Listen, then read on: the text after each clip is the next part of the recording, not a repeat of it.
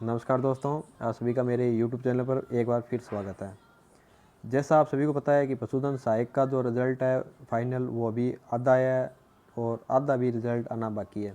तो उसका मैं आपको बता देता हूँ कि कल 28 तारीख है और कल शॉर्टकट वाले क्वेश्चन का फाइनल फैसला आएगा और उस फैसले के बाद ही बोर्ड अपना रिज़ल्ट जारी करेगा। उससे पहले रिज़ल्ट जारी किसी हाल में नहीं होगा। और जो फैसला है वो मैं आपको बता देता हूँ। फैसला फाइनल शॉर्टकट ही आएगा और उसका बेनिफिट सभी को मिलेगा जिन्होंने शॉर्टकट किया है और छाबड़ा की वजह से उनके नंबर कटे हैं, उनके नंबर फिर बढ़ जाएंगे और दौड़ से जो बाहर हो रहे हैं वो फिर दौड़ में शामिल होकर उनका फाइनल सिलेक्शन हो जाएगा। बोर्ड ने उनकी सीटें अभी रोक रखी है। कुछ लोग ये कह रहे हैं कि जिनका अभी सिलेक्शन हो गया, जिन्होंने ज्वाइनिंग कर लिया है, तो उनका क्या होगा। तो मैं आपको बता देता हूँ कि जिनका अंतिम परिणाम शॉर्टकट वाले क्वेश्चन की वजह से प्रभावित हो रहा था, ने किसी को भी ज्वाइनिंग नहीं दी है और उनको एक बार प्रोविजनल में रखा है। जैसे ही कल कोर्ट का डिसीजन आएगा उसके बाद छाबड़ा वालों को बाहर कर और शॉर्टकट वालों को अंदर करके इसका फाइनल रिजल्ट निकाला जाएगा। उसके बाद बोर्ड ने जिनका जाति प्रमाण पत्र की वजह से जिनका भी सिलेक्शन नहीं हुआ है उनको अगले रिजल्ट में शामिल कर दिया जाएगा। पहले जो नियम था कि भर्ती तक जिनका जाति प्रमाण पत्र बना हुआ है तो उन्हीं को इसमें शामिल किया जाएगा, परंतु अब उसमें रिलीफ दे दी गई है और 4 साल के भीतर जिनका जाति प्रमाण पत्र बना हुआ है उन सभी को शामिल किया जाएगा। इसलिए जो मेरिट है वो ज़्यादा मेरिट डाउन नहीं आएगी।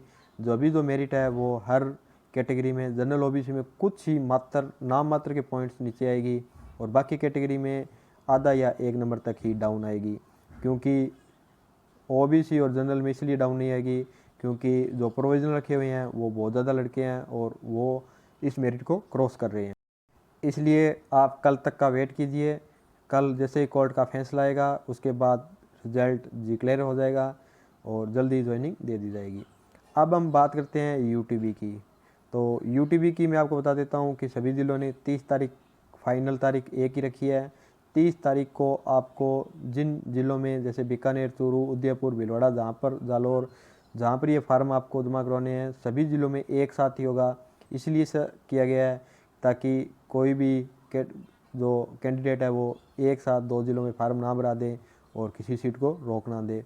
इसलिए सभी ज़िलों में एक साथ ही 30 तारीख को फार्म जमा होंगे और जैसे ही पशुधन सहायक का अंतिम परिणाम आ जाएगा और ज्वाइनिंग हो जाएगी उसके बाद जो खाली सीटें रहेगी उनमें यूटीबी को ज्वाइन करवाया जाएगा।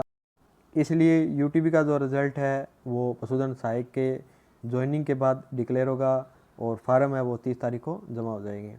एक मैं आपको बता देता हूँ कि जो भी पशुधन सहायक है वो यूटीबी में अपने नज़दीकी ज़िलों में ही यूटीबी के फार्म जमा करवाएं। ज़्यादा दूर भागने की कोशिश ना करें क्योंकि मेरिट है वो सभी ज़िलों में लगभग समान ही रहेगी। मेरिट है वो बहुत ज़्यादा नीचे नहीं आएगी क्योंकि सीटें बहुत कम हैं और सीटों में आरक्षण लग गया है। तो आरक्षण की वजह से हर कैटेगरी में 2 या 3 सीटें हैं। सिर्फ जनरल में 6 से लेकर 12 सीटें हर ज़िलों में उपलब्ध है। इसलिए अगर आपका जनरल में नहीं होता है तो आपका अपनी कैटेगरी में 1 या 2 सीटों पर होता है तो हो जाएगा, नहीं तो मेरिट बहुत ज़्यादा हाई रहेगी। मेरिट है वो 85% के आसपास एग्रीगेट जिनके बन रहे हैं उन्हीं का सिलेक्शन होगा।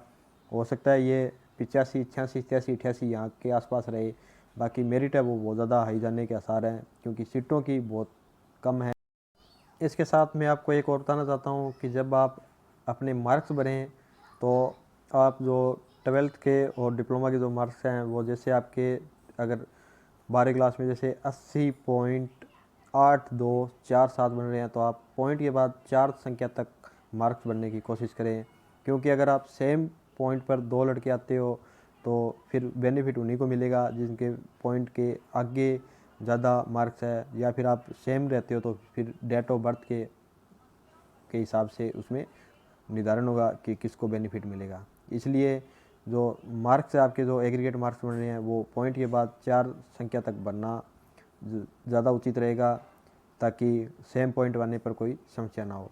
बाकी कोई भी अगर आपको जानकारी चाहिए तो आप मेरे कमेंट बॉक्स में इसका उत्तर छोड़ दीजिए। हम यूट्यूब पर कल या परसों एक फिर वीडियो लेके आएंगे और 30 तारीख से पहले अपने 1-2 वीडियो और बनाएंगे और आपको हमारे पास और कोई जानकारी आती है तो आपके साथ शेयर करेंगे।